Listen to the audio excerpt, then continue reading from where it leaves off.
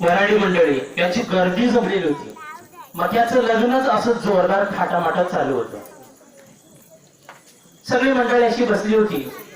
तेवढ्यात लग्न लावून देणाऱ्या भटजीने सगळ्यांना एक प्रश्न केला.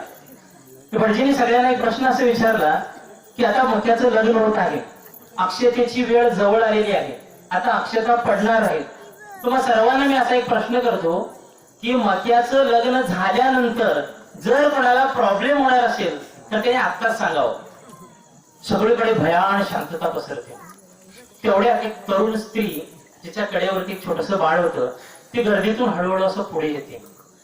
तिला बघता क्षणी नवरी मुलगी आपला हात उचलते आणि मक्याच्या कानाखाली जोरदार लावते. मक्याचे वडील तर टेन्शन मध्ये खाली पडतात, अक्षरशः कोसळतात. त्या नवऱ्या मुलीची आई विष प्यायला धावून जाते आणि मक्याची आई तर धाय मोकलून रडायला लागते. तेव्हा भटजी बुवा कसं तरी करून त्या सगळ्यांना शांत बसवतात आणि त्या बाईला विचारतात, अहो असं काय प्रॉब्लेम होणार आहे तुम्हाला की ज्याच्यामुळे तुम्ही असं पुढे आलात. तेव्हा सांगते ती बाई सांगते, मला काही प्रॉब्लेम नाही आहे, मला मागे बसून ऐकू येत नव्हतं म्हणून मी पुढे आले. अशा गमती जमती होत असतात.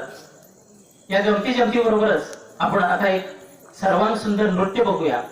भारतीय सांस्कृतिक परंपरेतला एक घुमर नृत्य घेऊन येत आहे भगवती हायस्कूलचे विद्यार्थी.